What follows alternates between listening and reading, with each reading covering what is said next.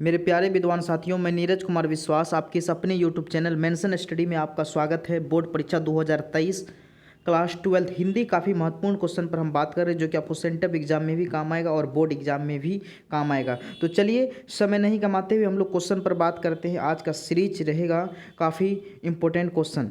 चलिए next question, पहला question आपके सामने स्क्रीन पर दिया गया है। और जो भी टेलीग्राम चैनल ज्वाइन नहीं किए हैं तो टेलीग्राम चैनल अवश्य ज्वाइन कर लें, डिस्क्रिप्शन में लिंक दिया गया है, ठीक है। और आपको इस चैनल के माध्यम से सभी सब्जेक्ट की तैयारी कराई जाएगी, आप लोग धैर्य रहेंगे, ठीक है।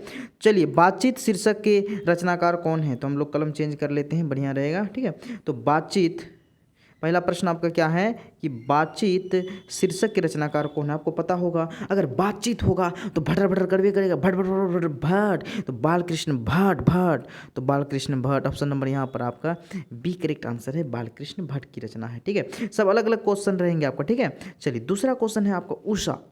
उषा, ठीक है। चलिए ब्लैक से लिखते हैं उषा शीर्षक, ब्लैक से भी मज़ा नहीं आ रहा है तो चलिए ब्लू ही कर देते हैं। हाँ, उषा शीर्षक कविता के रचयिता कौन है। उषा, उषा प्रकृति प्रदत्त कविता है और उषा के रचनाकार जो है शमशेर बहादुर सिंह, जिनका जन्म जो है कहाँ पर हुआ था, जिनका जन्म हुआ था आपका उत्तराखंड में हुआ था। कब हुआ था, तो 1911 ईस्वी में इनका जन्म हुआ था और निधन 1993 ईस्वी में इनका क्या हो गया, निधन हो गया, ठीक है। शमशेर बहादुर सिंह, उषा कविता। 3 नंबर क्वेश्चन कह रहा है अर्धनारीश्वर शीर्षक के रचनाकार कौन है। अर्धनारीश्वर, अर्धनारी रामधारी, अर्धनारी रामधारी, तो अर्धनारीश्वर शीर्षक के रचनाकार कौन है, तो रामधारी सिंह दिनकर है, जिसे राष्ट्रीय कवि के रूप में जानते हैं हम लोग। रामधारी सिंह दिनकर, जिनका जन्म जो है कहाँ पर हुआ था, बिहार के बेगूसराय जिले में हुआ था। बिहार के बेगूसराय जिले दिनकर गांव में, सिमरिया गांव में इनका जन्म हुआ था। कब, तो 23 सितंबर 1908 ईस्वी को इनका जन्म हुआ था और इनका निधन 1974 ईस्वी में हुआ था। इसे उर्वशी नामक कृति पर ज्ञानपीठ पुरस्कार दिया गया, जबकि संस्कृत के 4 अध्याय पर इन्हें कौन पुरस्कार मिला था, तो संस्कृत के 4 अध्याय पर साहित्य अकादमी पुरस्कार दिया गया था। किसको, तो रामधारी सिंह दिनकर को।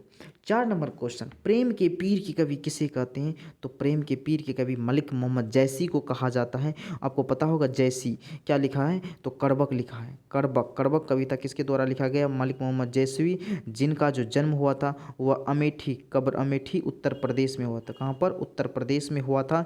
और इनका जन्म कब हुआ था, तो इनका जन्म जो हुआ था 1492 ईस्वी में इनका जन्म हुआ और 1548 ईस्वी में इनकी मृत्यु हो गई।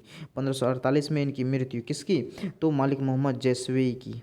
करबक, और करबक कहाँ से लिया गया था, तो अगर बात करें पद्मावत, पद्मावत से ही करबक लिया गया। पद्मावत में किनकी चर्चा किया गया, राजा रतन सेन और पद्मावती रानी की चर्चा की गई है पद्मावत। और पद्मावत किस भाषा में लिखा गया है, अवधी भाषा में लिखा गया है।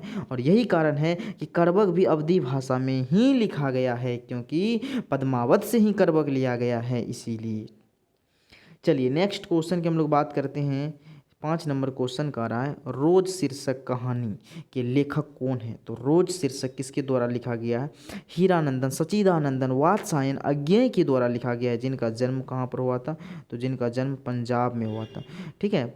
कब हुआ था, तो 7 मार्च 1911 ईस्वी में इनका जन्म हुआ था और इनका निधन कब हुआ था, 1974 में इनका निधन हो गया, ठीक है। 1974 में। अगर जो चीज़ भारी लगे आप लोग स्क्रीनशॉट भी खींच सकते हैं, ठीक है, ताकि बाद में पढ़ सकें। समझ गए बातों को, जो की चीज़ आपको दिमाग में नहीं रहता है आप स्क्रीनशॉट खींच लें, ताकि बाद में आप जब भी देखेंगे फोटो वगैरह गैलरी खोलेंगे तो आपको अवश्य याद आ जाएगा, ठीक है। तो चलिए नेक्स्ट क्वेश्चन की हम लोग बात करते हैं। और मलियज हंसता हुआ अकेलापन, डैडी मलियज के द्वारा लिखा गया है। और अर्धनारीश्वर रामधारी सिंह दिनकर, प्रगीत और समाज नामवर सिंह, प्रगीत और समाज किसके द्वारा लिखा गया, नामवर सिंह के द्वारा लिखा गया है, ठीक है। चलिए 6 नंबर क्वेश्चन का था इनमें से कौन सी रचना प्रसाद जी की नहीं है, तो कहने का मतलब आपको प्रसाद जी की, जयशंकर प्रसाद की सभी रचनाओं को आपको दिमाग में रखना पड़ेगा। कामयानी जो कि फेमस रचना है जयशंकर प्रसाद की, कामयानी किसकी रचना है, तो जयशंकर प्रसाद की। झरना, आंसू, ये तीनों हैं, लेकिन देवदासी नहीं है, इसीलिए option number D correct answer है। ये किन की रचना है, शरत चंद्र चट्टोपाध्याय की रचना है, ठीक है। ये जैसे कि नहीं है प्रसाद जी की। तो 7 नंबर क्वेश्चन का रहा है पंडित चंद्रधर शर्मा गुलड़ी की कहानी का नाम क्या है? तो चंद्र शर्मा गोलेरी के द्वारा जो कहानी लिखा गया है वह उसने कहा था कहानी लिखा गया है। इनकी 3 कहानी थी। चंद्र शर्मा गोलेरी की कितनी कहानियाँ थी? टोटल 3 कहानी थी। पहला कहानी है आपका जो है उसने कहा था, ठीक है, सुखमय जीवन, बुद्धू का कांटा। लेकिन सबसे फेमस कहानी मील के पत्थर साबित हो गई। कौन सी कहानी? उसने कहा था कहानी, जिसका वर्णन पंजाब में किया है। पंजाब का चित्रण अमृतसर के शहर में किया गया। इस कहानी का चित्रण अमृतसर में, ठीक है। तो उसने कहा था कहानी को कितने पार्ट में हम लोग पढ़ते थे? 5 भागों में बांटा गया है। 5 भागों में बांटा गया है। और कितनी कहानियाँ थी? कहानियाँ थी 3। और उसने कहा था कहानी को हम लोग 5 पार्ट, 5 भाग में, 5 पैराग्राफ में हम लोग जो है कि बांटे थे। ये याद रखना है आपको, ठीक है। समझ गए बातों को? चलिए नेक्स्ट क्वेश्चन। मुख्य पात्र के रूप में कौन थे? उसने कहा था कहानी में लहाना सिंह, जो कि बार बार एक लड़की को यही प्रश्न पूछती थी, तेरी कुरमाई हो गई क्या? ना हिंदी में हम लोग जो बोलते हैं छेका, ना एंगेजमेंट। तो चलिए 8 नंबर क्वेश्चन का रहा, श्री कृष्ण ने किन पर आक्रमण किया था? श्री कृष्ण ने अपनी ही भांजा पर आक्रमण किया था। किस पर? तो श्री कृष्ण ने किस पर आक्रमण किया था? तो कंस पर, मामा, कंस मामा, ठीक है। ऑप्शन नंबर यहाँ पर आपका बी करेक्ट आंसर है। चलिए नेक्स्ट। निम्नलिखित में कौन सी रचना बिहार की है? बिहार की कौन सी रचना है जो फेमस, आपको पता होगा कौन सी है? तो आपका जो है यहाँ पर रामधारी सिंह दिनकर हैं, जो कि कहाँ पर? तो बेगूसराय जिले, बिहार की बेगूसराय जिले। और गांव की बात करें तो सिमरिया गांव। रामधारी सिंह दिनकर, जो कि राष्ट्रीय कवि के रूप में जाना जाता है, रामधारी सिंह दिनकर। नेक्स्ट। तुलसीदास अपना पेट कैसे भरते थे? तो तुलसीदास पद लिखे थे। और रामचरितमानस की रचना किसने किया था? तुलसीदास ने किया था। रामचरितमानस, राम, श्री राम का नाम लेकर अगर उनका नाम ले लेता है तो उनका पेट क्या हो जाता है? भर जाता है। ये तुलसीदास का ऑप्शन नंबर यहाँ पर आपका डी करेक्ट आंसर है। चलिए नेक्स्ट क्वेश्चन। देखिए आपको हम अगर 15 से 20 क्वेश्चन बताएंगे तो समझिए आप 50 क्वेश्चन, 100 क्वेश्चन पढ़ लिए, उसमें दुगुना चरगुना कर दीजिए ना। शिक्षा शीर्षक निबंध के निबंधकार कौन है? शिक्षा किसके द्वारा लिखा गया है? तो शिक्षा जे कृष्ण मूर्ति के द्वारा लिखा गया है। और ये क्या है? तो ये शिक्षा शास्त्र है। इसकी विधा क्या है? शिक्षा शास्त्र है। इसी को हम लोग बोलते हैं संभाषण। क्या बोलते हैं? संभाषण भी बोलते हैं, याद रखिएगा आप लोग, ठीक है। चलिए नेक्स्ट। 12 नंबर क्वेश्चन कहता है गांव का घर कविता किसके द्वारा लिखा गया है?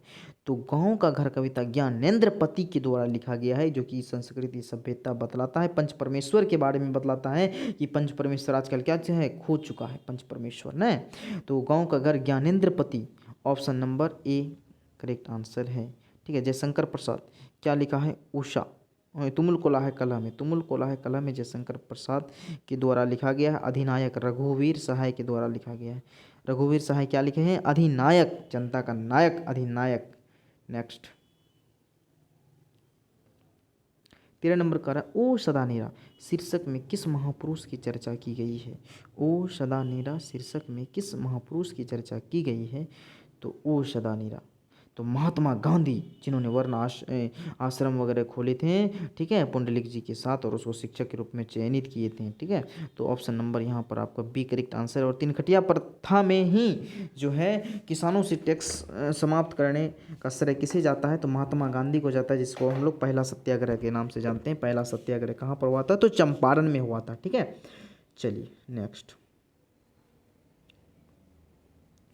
14 नंबर क्वेश्चन कर रहा है भगवान श्री कृष्ण किस कवि के पूज्य थे? भगवान श्री कृष्ण जो हैं वह किस कवि के पूज्य थे? तो सूरदास, ठीक है, सूरदास। ऑप्शन नंबर यहाँ पर आपका ए करेक्ट आंसर है। चलिए नेक्स्ट क्वेश्चन की हम लोग बात करते हैं, और ये आपका अंतिम क्वेश्चन रहेगा। जूठन शीर्षक कविता क्या है? जूठन, तो जूठन क्या है? एक आत्मकथा है, दलित आत्मकथा है। जूठन क्या है? आत्मकथा बोलिए या दलित आत्मकथा बोलिए। जूठन में कौन सा प्रत्यय है? तो इसको तोड़ेंगे, जुठ प्लस अन प्रत्यय हैं जूठन में। जुठ प्लस अन प्रत्यय हैं जूठन में। और बोलिए जूठन किसके द्वारा लिखा गया है? आत्मकथा है ना, किसके द्वारा लिखा गया है? आप लोग अवश्य कमेंट बॉक्स में अवश्य अपना जवाब दें। और आपको जो भी सब्जेक्ट की ज़रूरत है, आप लोग अवश्य कमेंट बॉक्स में बता देंगे, हम वह सब्जेक्ट का लाइव अवश्य लेंगे, ठीक है। और डेली आप लोगों का लाइव क्लास भी होती है, आप लोग लाइव क्लास अवश्य ज्वाइन करेंगे। और कब लाइव होगा, क्या होगा, इसकी सूचना और इसकी पीडीएफ आपको ग्रुप में दिया जाएगा, ठीक है। तो आप लोग ग्रुप भी ज्वाइन कर लेंगे, जो स्टूडेंट ग्रुप ज्वाइन नहीं किए हैं, ठीक है, वो स्टूडेंट ग्रुप भी ज्वाइन कर लें। अपना नाम और ज़िला का नाम लिख करके हमें मैसेज कर दें, सभी स्टूडेंट को पीडीएफ या जब भी लाइव लेंगे 10 मिनट पहले, आधा घंटा पहले आपको सूचित कर देंगे ग्रुप में, ठीक है। और इम्पोर्टेंट नोटिफिकेशन भी बिहार बोर्ड के द्वारा जो भी नए नए नोटिफिकेशन आएंगे, ठीक है, वो नोटिफिकेशन भी आपको मिलते रहेगा। समझ गए बातों को। तो चलिए सभी स्टूडेंट को बहुत बहुत धन्यवाद।